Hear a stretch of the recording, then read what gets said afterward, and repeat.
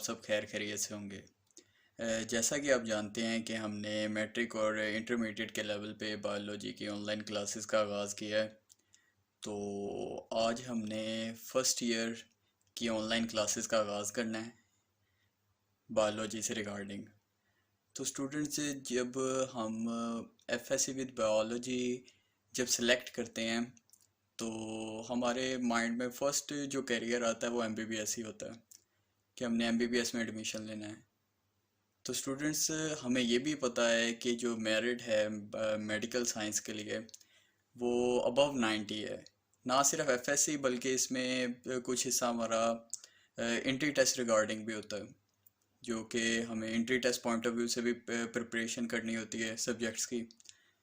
तो हम कोशिश करेंगे कि जैसे लेक्चर हम डिलीवर करूं जब मैं, तो ना सिर्फ बोर्ड पॉइंट ऑफ व्यू से आपको टॉपिक के बारे में बताऊं बल्कि आपको entry test point of view से भी टॉपिक का इम्पोर्टेंस बताऊं। तो आज हमने चैप्टर नंबर 1 से शुरू करना है, जो है इंट्रोडक्शन। तो स्टूडेंट्स, हमें बायोलॉजी को समझने से पहले अगेन एक टर्म को समझना पड़ेगा, जो है साइंस। साइंस को सिंपल हम डिफाइन करें तो साइंस बेसिकली क्या है? साइंस हमारे पास स्टडी है नेचर की। तो अगर हम कुदरत को जब स्टडी करते हैं तो उसकी स्टडी को हम नाम देते हैं साइंस। अब जो स्टूडेंट, जैसे कि हम जानते हैं कि हम अशरफुल मखलूक़ात हैं, सबसे कम्प्लेक्स और सबसे सुपीरियर हम ऑर्गेनिज़म हैं। तो हमारे अंदर एक एबिलिटी है कि हम किसी चीज़ के बारे में ऑब्ज़र्व कर सकते हैं, हम थिंक कर सकते हैं। तो चूँकि हम नेचर के बारे में थिंक कर सकते हैं तो उसकी स्टडी को हम साइंस नाम देते हैं। अगर हम नेचर की ऑब्जर्वेशन करें तो हमारी नेचर में दो तरह की चीज़ें आती हैं। एक आती है हमारे पास लिविंग थिंग्स और एक आती है हमारे पास नॉन लिविंग थिंग।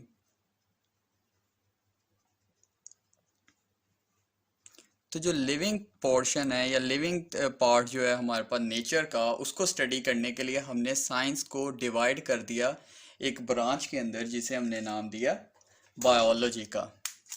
तो हमने साइंस का एक पार्ट मुख्तस कर दिया जिसके अंदर हम सिर्फ स्टडी करते थे लिविंग थिंग्स को। उस पोर्शन ऑफ साइंस को हमने नाम दे दिया बायोलॉजी का। तो बायोलॉजी क्या है? बेसिकली पार्ट है या ब्रांच है हमारे पास साइंस की, जिसके अंदर हम स्टडी करते हैं लिविंग ऑर्गेनिजम्स को। ना सिर्फ हम लिविंग ऑर्गेनिज्म को स्टडी करते हैं बल्कि लिविंग ऑर्गेनिज्म का नॉन लिविंग थिंग्स के साथ हम रिलेशन भी स्टडी करते हैं। ठीक है, तो बायोलॉजी क्या है? वो ब्रांच है साइंस की जिसके अंदर हम स्टडी करते हैं लिविंग ऑर्गेनिजम्स को, और उनका नॉन लिविंग थिंग्स के साथ रिलेशन क्या है, ताल्लुक क्या है, उसे भी हम स्टडी करते हैं बायोलॉजी के अंदर। अब स्टूडेंट, हमने बात की है कि बायोलॉजी क्या है? Study of living organisms. तो हमें ये पता होना चाहिए कि हर चीज़ तो नहीं ना लिविंग है। लिविंग थिंग्स की कुछ करेक्टरिस्टिक्स होनी चाहिए जिसकी बेस पे हम उसे नाम देते हैं लिविंग ऑर्गेनिज्म।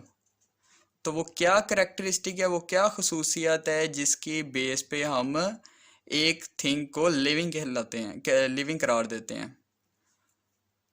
तो उन करेक्टरिस्टिक्स में से एक करेक्टरिस्टिक है कि जो जितने भी लिविंग ऑर्गेनिज्म हैं उनका जो सबसे छोटा यूनिट है वो सेल है।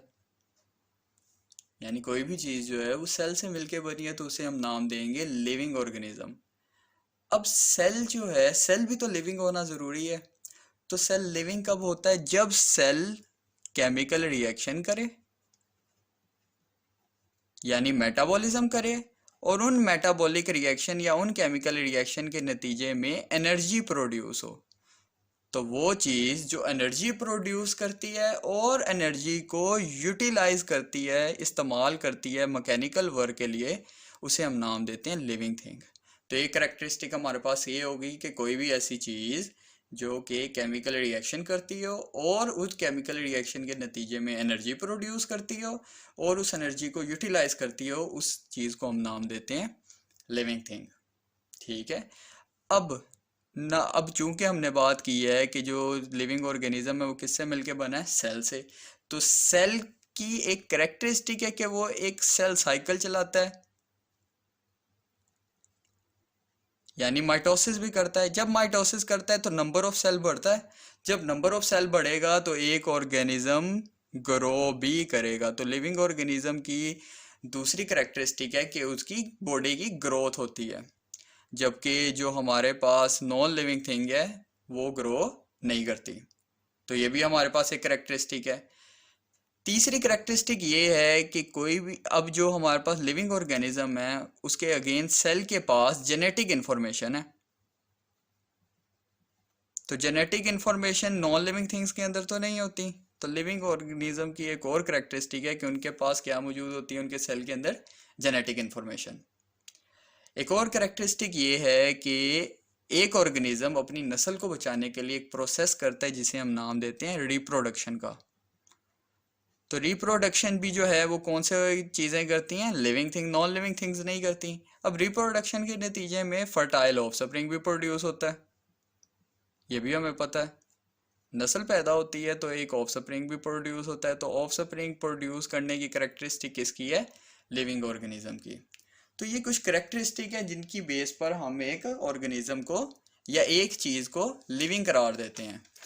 तो इस चीज़ को ज़रूर माइंड में रखना। करेक्टरिस्टिक पूछी जा सकती हैं कि ये जो हमारे पास लिविंग ऑर्गेनिजम्स हैं वो लिविंग क्यों कहलाते हैं। तो बेसिकली ये करेक्टरिस्टिक जिन चीज़ों में होगी उसे हम लिविंग ऑर्गेनिज्म करार देंगे। अब स्टूडेंट्स, हमने जो बात की है लिविंग ऑर्गेनिज्म की स्टडी को हम नाम देते हैं बायोलॉजी। तो बायोलॉजी चूँकि एक काफ़ी वास्ट सब्जेक्ट है, काफ़ी बड़ा सब्जेक्ट है, तो साइंटिस्ट ने क्या किया, इस पूरे सब्जेक्ट को डिटेल स्टडी करने के लिए उसकी फर्दर उसने डिवाइड कर दी ब्रांचेस। और हमें ये भी पता है उनकी कुछ डिविजन्स होती हैं जिसमें जोलॉजी, बॉटनी और माइक्रोबायोलॉजी भी आता है। लेकिन अब हम डिटेल स्टडी में नहीं जाएंगे, हम सिर्फ ब्रांचेस पे फोकस करेंगे। अब कुछ ब्रांचेस जो हैं वो हम पहले डिस्कस कर चुके हैं। अगर आपने 9 क्लास में ब्रांचेस पढ़ी हैं तो आपको पता होगा कि हमने उसमें मॉर्फोलॉजी पढ़ा था, हमने उसमें एनाटॉमी पढ़ा है, फिजियोलॉजी पढ़ा है। तो ये ब्रांचेस हम सारी उसमें पढ़ के हैं, एनाटॉमी, फिजियोलॉजी। इसके अलावा हमने उसमें सेल बायोलॉजी भी पढ़ा है। सेल बायोलॉजी के अलावा हमने हिस्टोलॉजी भी पढ़ी है। हिस्टोलॉजी के अलावा हमने प्लांटोलॉजी भी पढ़ी है जो फॉसिल्स की स्टडी है। इसके अलावा हमने सोशल बायोलॉजी भी पढ़ी है। अब ये चूंकि हम पहले ब्रांचेस पढ़ चुके हैं तो हमने इनको अब फर्दर स्टडी नहीं करना, ये हमें इनके बारे में इल्म है। अब जो नई ब्रांचेस हैं जिनको हमने स्टडी करना है, वो सबसे पहली ब्रांच जो आपकी बुक में दी गई है वो है हमारे पास मॉलिक्यूलर बायोलॉजी। जो नई ब्रांच हमने पढ़नी है वो कौन सी है, मॉलिक्यूलर बायोलॉजी।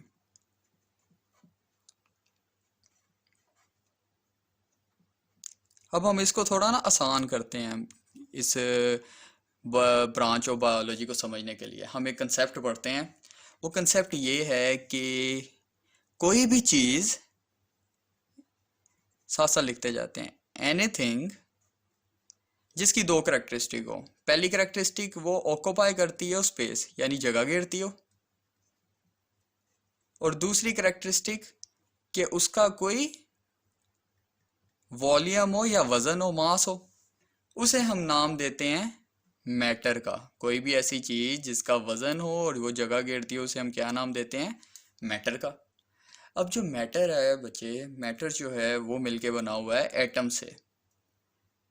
यानी अगर हम दीवार की बात करें तो दीवार ईंटों से मिलके बनी होती है, इसी तरह जो मैटर होता है वो किससे मिलके बना होता है, एटम से। और हमें ये भी पता होना चाहिए कि जो एटम है वो दूसरे एटम्स के साथ जब मिलता है, वो सेम टाइप्स के एटम भी हो सकते हैं या डिफरेंट टाइप के एटम्स भी हो सकते हैं। जब वो एटम, एक एटम दूसरे एटम के साथ मिलता है तो वो एक नया स्ट्रक्चर बनाता है जिसे हम नाम देते हैं मॉलिक्यूल का। ठीक है। अब वो मॉलिक्यूल्स जो प्रेजेंट होंगे हमारे पास लिविंग ऑर्गेनिज्म में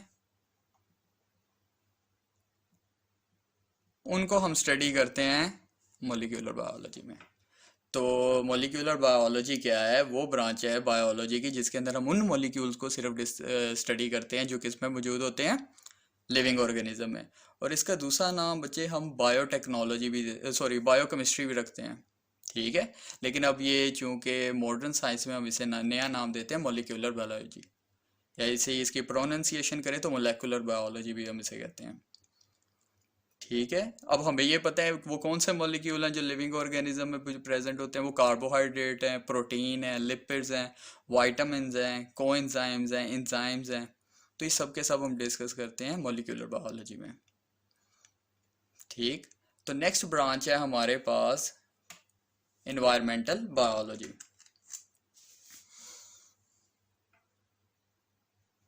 ये हम पहले भी पढ़ चुके हैं एनवायरमेंटल बायोलॉजी मैट्रिकुलेशन लेवल में।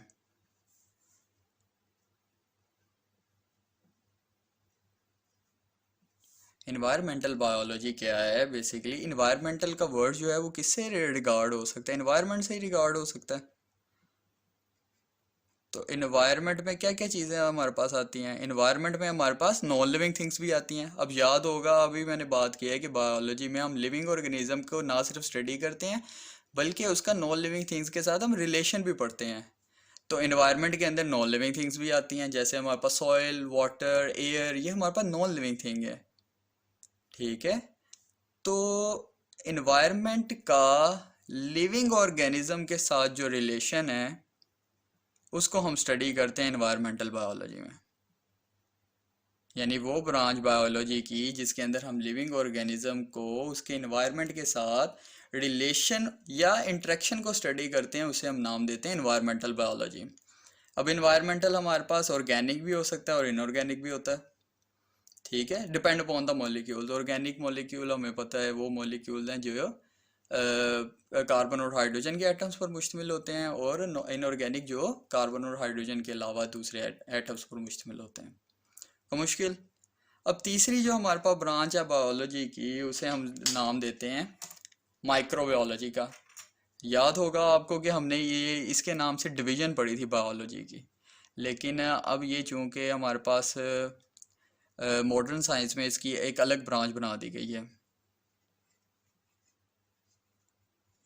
माइक्रो का मतलब होता है स्मॉल, और कितना स्मॉल? जिसको हम नेकेड आई से, आम आंख से नहीं देख सकते। तो इसके लिए हमने एक डिवाइस इजाद की है जिसको हम जिसके ज़रिए हम इन ऑर्गेनिज्म को देख सकते हैं। उन्हें हम नाम देते हैं माइक्रोस्कोप, से हम नाम देते हैं माइक्रोस्कोप का।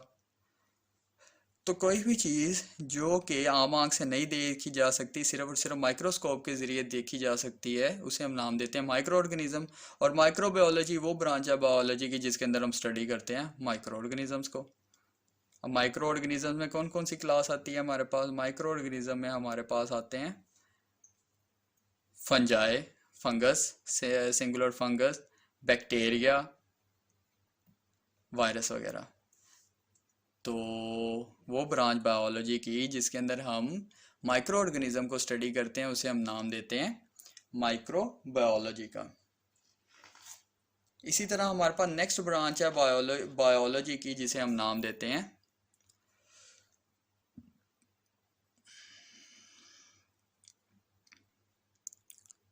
फोर्थ ब्रांच हमारे पास आ गई फ्रेश वाटर बायोलॉजी।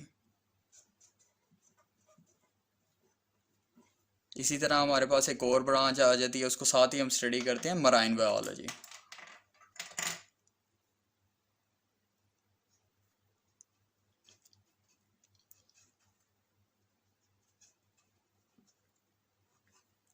अगर स्टूडेंट ये अब हमारे पास दो वर्ड जो हैं, फ्रेश वाटर बायोलॉजी और मराइन बायोलॉजी। मराइन हमारे पास बेसिकली वो वाटर होता है जो सॉल्टी हो, salty environment, salty water environment हो। तो दो तरह का वाटर आ गया, एक सॉल्टी वाटर आ गया और एक फ्रेश वाटर आ गया। अब इन दोनों की करेक्टरिस्टिक्स जो हैं फ्रेश वाटर की और जो सॉल्टी वाटर है उनकी करेक्टरिस्टिक डिफरेंट होंगी ना। ना सिर्फ फिजिकली डिफरेंट होंगी बल्कि जो हमारे पास केमिकल करेक्टरिस्टिक हैं वो भी डिफरेंट होंगी।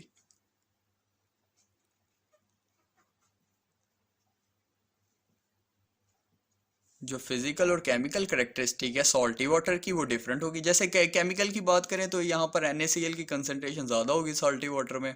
MgCl मैग्नीशियम क्लोराइड मतलब मुख्तलिफ सॉल्ट जो होते हैं वो मराइन वाटर में पाए जाते हैं। फ्रेश वाटर के अंदर सॉल्ट की कंसनट्रेशन कम होती है। यानी केमिकली ये दोनों एक दूसरे से डिफर करते हैं। अब फिजिकली का क्या मतलब है? फिजिकली हमारे पास फिजिक्स से रिगार्डिंग है। जैसे हमारे पास अगर आप लोगों को याद हो वाटर इंडेक्स होती है एक फिजिकल करेक्टरिस्टिक जिसके अंदर हम वाटर की टर्बिडिटी भी देखते हैं और रिफ्लेक्शन भी देखते हैं। तो ये हमारे पास करेक्टरिस्टिक दोनों की डिफरेंट होंगी। लेकिन अब चूंकि हम स्टडी कर रहे हैं बायोलॉजी की, बायोलॉजी वो ब्रांच है साइंस की जिसके अंदर हम स्टडी करते हैं लिविंग ऑर्गेनिज्म को। तो अब इनका इससे क्या ताल्लुक है? लिविंग ऑर्गेनिज्म जो सॉल्टी इन्वायरमेंट में मौजूद होते हैं वो फ्रेश वाटर के अंदर नहीं सर्वाइव कर सकते, और जो फ्रेश वाटर के अंदर लिविंग ऑर्गेनिज्म होते हैं वो सॉल्टी वाटर के अंदर सर्वाइव नहीं कर सकते। तो हम इन दोनों ब्रांचेस को डिफाइन कैसे करते हैं? फ्रेश वाटर बायोलॉजी वो ब्रांच है बायोलॉजी की जिसके अंदर हम उन लिविंग ऑर्गेनिज्म को स्टडी करते हैं जो पाए जाते हैं फ्रेश वाटर में। ना सिर्फ हम उन लिविंग ऑर्गेनिज्म को स्टडी करते हैं बल्कि फ्रेश वाटर की फिजिकल और केमिकल करेक्टरिस्टिक को भी स्टडी करते हैं। इसी तरह मराइन बायोलॉजी को डिफाइन करना है तो मराइन बायोलॉजी वो ब्रांच है बायोलॉजी की जिसके अंदर हम क्या स्टडी करते हैं? उन ऑर्गेनिज्म को जो मौजूद होते हैं सॉल्टी इन्वायरमेंट में। और ना सिर्फ हम उन ऑर्गेनिज्म को स्टडी करते हैं बल्कि फिजिकल और केमिकल कैरेक्टरिस्टिक भी स्टडी करते हैं सॉल्टी वाटर की। अब कैरेक्टरिस्टिक को कैसे स्टडी करते हैं उसके लिए हम कुछ पैरामीटर कुछ डिवाइसेस यूज़ करते हैं, तो उनको भी हम स्टडी करते हैं वाइस वर्सा में। तो उम्मीद है इन दो ब्रांचेस की अभी हमें समझ आ गई होगी। नेक्स्ट ब्रांच है हमारे पास पैरासाइटोलॉजी।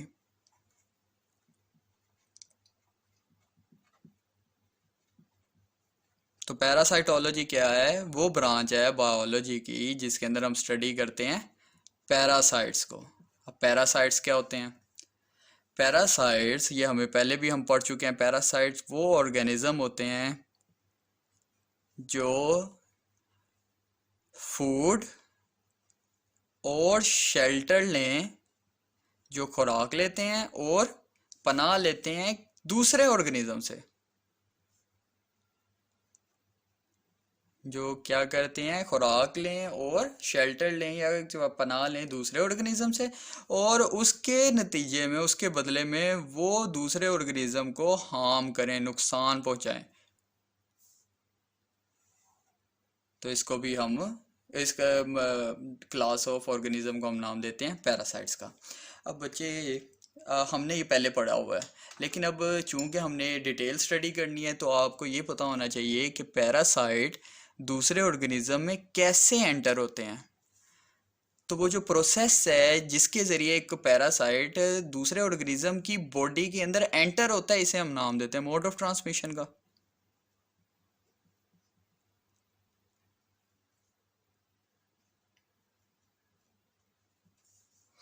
तो ना सिर्फ हम मोड ऑफ ट्रांसमिशन पढ़ते हैं बल्कि उस ऑर्गेनिज्म का स्ट्रक्चर भी पढ़ते हैं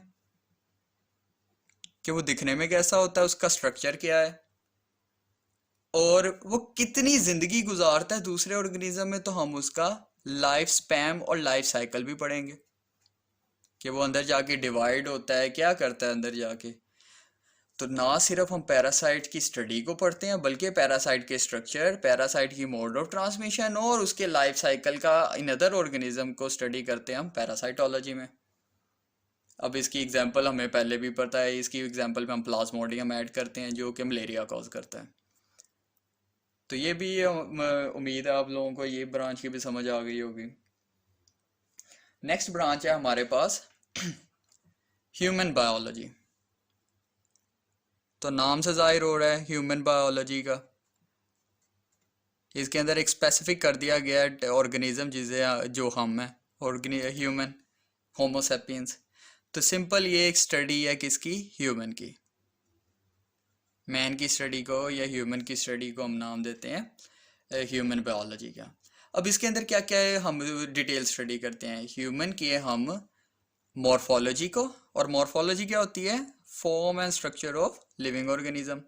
अब मॉर्फोलॉजी हमारी ये बताती है कि हमारे 2 हाथ हैं, 2 पाँव हैं, 1 सर है। तो ये हमारी नॉर्मल स्ट्रक्चर है, नॉर्मल शेप है हमारी। ठीक है। ना सिर्फ हम मॉर्फोलॉजी को स्टडी करते हैं बल्कि हम उसकी एवोल्यूशन को स्टडी करते हैं कि एक ह्यूमन वजूद में कैसे आया। अब चूंकि एज अ मुस्लिम हमारा ये बिलीव है और होना भी चाहिए कि हम हज़रत आदम अलैहिस्सलाम की औलाद हैं और वो इंसान थे, लेकिन जो साइंस है वो हमें ये बताती है कि हम एक बैक्टीरिया से एवोल्यूशन के, यानी बैक्टीरिया अपनी शेप्स को चेंज करता रहा और अल्टीमेट हम प्रोड्यूस हुए। तो ये साइंस कहती है। चूंकि हमारे पास कोई रेफरेंस है, सिर्फ लॉजिक है, लेकिन हमारे पास उस लॉजिक को डिफाइन करने के लिए एक्सपेरिमेंटल प्रूफ नहीं है, तो साइंस हमारे इस लॉजिक को मानती नहीं है अनफॉर्चुनेटली। तो इंशाल्लाह इन फ्यूचर हमारे पास इसका रेफरेंस भी होगा। तो ना सिर्फ मॉर्फोलॉजी ह्यूमन की एवोल्यूशन बल्कि जेनेटिक्स, जिसके अंदर हम स्टडी करते हैं जीन्स को। इसके अलावा एम्ब्रियोलॉजी जो स्टडी करती है हमारे पास एम्ब्रियो से, बल्कि इसके अंदर हमारे पास जितनी भी ह्यूमन से रिगार्डिंग एनाटॉमी फिजियोलॉजी है वो सब की सब हम स्टडी करते हैं ह्यूमन बायोलॉजी के अंदर। तो उम्मीद है ये ब्रांच भी समझ में आ गई होगी। नेक्स्ट ब्रांच है हमारे पास human social biology. Next branch है हमारे पास बायोलॉजी की सोशल बायोलॉजी। सोशल बायोलॉजी क्या है? वो ब्रांच है बायोलॉजी की जिसके अंदर हम स्टडी करते हैं सोशल बिहेवियर ऑफ ऑर्गेनिज्म।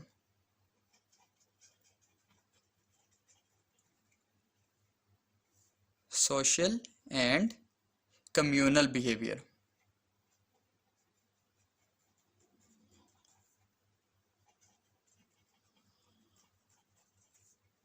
किसी भी ऑर्गेनिज्म का जो सोसाइटी के साथ जो रिलेशन है उसे हम स्टडी करते हैं सोशल बायोलॉजी के अंदर। इसके अलावा नेक्स्ट ब्रांच है हमारे पास बायोटेक्नोलॉजी। ये हमने पहले भी पढ़ी हुई है ब्रांच, बल्कि इसको हमने ब्रांच में भी पढ़ा हुआ है और करियर में भी पढ़ा हुआ है। तो बायोटेक्नोलॉजी वो ब्रांच है बायोलॉजी की जिसके अंदर हम यूज़ करते हैं लिविंग ऑर्गेनिज्म को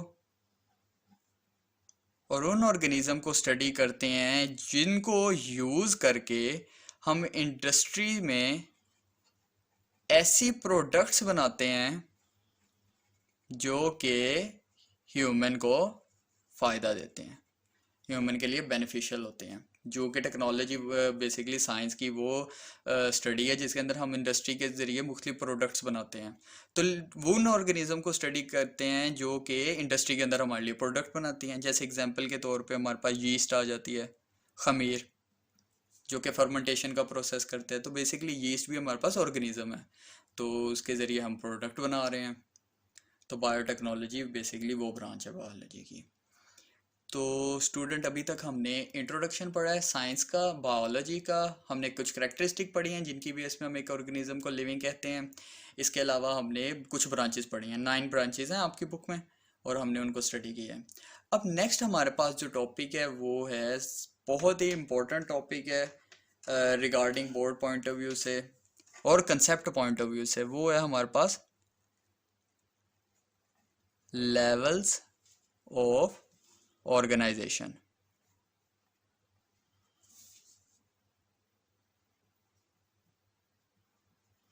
अब ये बेसिकली है क्या लेवल्स ऑफ ऑर्गेनाइजेशन?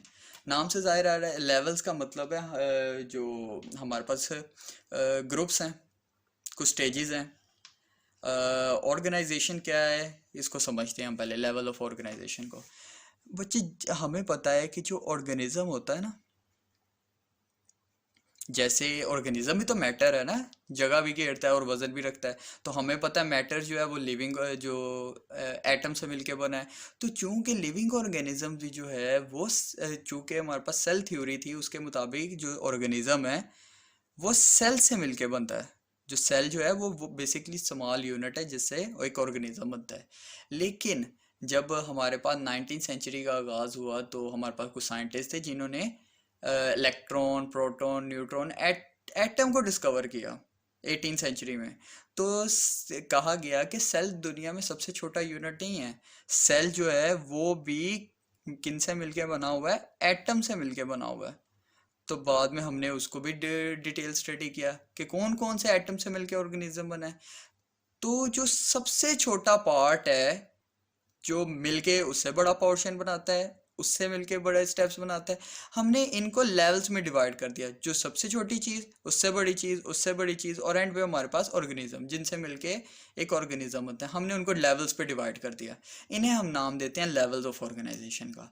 तो अभी मैंने बात की है सबसे छोटा मैटर का यूनिट क्या है, एटम। लेकिन अभी बात मैंने की है कि जो एटम है 19th सेंचुरी में एटम के अंदर मौजूद छोटे स्ट्रक्चर्स को डिस्कवर कर लिया गया। जब एटम का स्ट्रक्चर देखा गया तो एटम के अंदर मौजूद थे और स्मॉल पार्टिकल्स, जैसे हमारे पास जे थॉमसन, गोल्डस्टीन और सर विलियम क्रोक्स ने डिस्कवरीज की, और एटम के अंदर मौजूद भी छोटे स्ट्रक्चर्स को उन्होंने डिस्कवर किया। जैसे एटम के सेंटर में अगर हम सिंपल इसका स्ट्रक्चर पढ़ें तो एटम के सेंटर में होता है न्यूक्लियस, और उसके इर्द गिर्द होते हैं पाथवे, सर्कुलर पाथवे, जिन्हें हम नाम देते हैं शेल्स, और फर्दर वो डिवाइड होते हैं सब शेल्स में। तो जो न्यूक्लियस होता है वो दो तरह के पार्टिकल्स पर मुश्तमिल होता है। एक होता है हमारे पास पॉजिटिव चार्ज का पार्टिकल जिसे हम नाम देते हैं प्रोटॉन का। इसी तरह हमारे पास इसके न्यूक्लियस के अंदर मौजूद न्यूट्रल पार्टिकल होता है जिसे हम नाम देते हैं न्यूट्रॉन का। और ये जो शेल्स हैं इसके अंदर हमारे पास नेगेटिव चार्ज पार्टिकल्स रिवॉल्व करते हैं, उन्हें हम नाम देते हैं इलेक्ट्रॉन का। तो अगर हम एक ऑर्गेनिज्म का सबसे छोटा लेवल पढ़ें तो उनके अंदर हम कौन से पार्टिकल पढ़ेंगे, इलेक्ट्रॉन, प्रोटॉन और न्यूट्रॉन। यानी जो अगर हम पहला लेवल करें लेवल ऑफ ऑर्गेनाइजेशन का तो वो हमारे पास आएगा सब एटॉमिक लेवल। यानी एटम का जो सबसे छोटा लेवल है उसे हम लिविंग ऑर्गेनिज्म जो सबसे छोटे स्ट्रक्चर से मिलके बना है उसे हम नाम देंगे सब एटॉमिक लेवल, जिसके अंदर हम क्या स्टडी करते हैं, सब एटॉमिक लेवल्स को, इलेक्ट्रॉन, प्रोटॉन और न्यूट्रॉन। अब सब एटॉमिक लेवल जो है, जब सब एटम स्ट्रक्चर जो हैं जब वो आपस में मिलेंगे तो क्या बनाएंगे, एटम। तो हमारे पास नेक्स्ट लेवल आएगा एटॉमिक लेवल। पहला लेवल आ गया हमारे पास सब एटॉमिक। अच्छा, सब का बेसिकली मतलब होता है इनसाइड, एटॉमिक का मतलब इनसाइड द एटम। तो वो स्ट्रक्चर जो एटम के अंदर मौजूद होंगे उन्हें हम सब एटॉमिक पार्टिकल्स कहेंगे, और उनको हम स्टडी करते हैं किस लेवल में, सब एटॉमिक लेवल में, जिनके अंदर हम पढ़ते हैं इलेक्ट्रॉन, प्रोटॉन और न्यूट्रॉन। तो उम्मीद है स्टूडेंट, मेरा ख्याल है आज के लिए काफ़ी है, क्योंकि हमने ब्रीफ सा इंट्रोडक्शन देना था लेवल ऑफ ऑर्गेनाइजेशन का। तो हमने सब एटॉमिक लेवल पढ़ा है और अभी एटॉमिक लेवल का छोटा सा इंट्रो पढ़ा है। और मैंने आपको चूँकि शुरू में ही बताया है कि हम हर लेक्चर के regarding board point of view से इम्पोर्टेंट पार्ट देखेंगे और entry test point of view से। अभी तक स्टूडेंट जो हमने पढ़ा है इसके अंदर बोर्ड पॉइंट ऑफ व्यू से भी कुछ इतना नहीं पूछा जाता ना entry test point of view से, लेकिन जब हम आगे लेवल्स पढ़ेंगे उसके अंदर हमारे पास entry test point of view से काफ़ी इंपॉर्टेंट एमसीक्यूज आते हैं और बोर्ड पॉइंट ऑफ व्यू से। तो उम्मीद है आपको समझ आई होगी। अगर नहीं समझ आई किसी भी पॉइंट की तो आप कमेंट सेक्शन में ज़रूर आंसर पूछ सकते हैं, क्वेश्चन पूछ सकते हैं, और इंशाल्लाह आपको आंसर दे दूंगा। तो वीडियो को ज़रूर लाइक कीजिएगा, चैनल को सब्सक्राइब कीजिएगा। अल्लाह हाफिज़।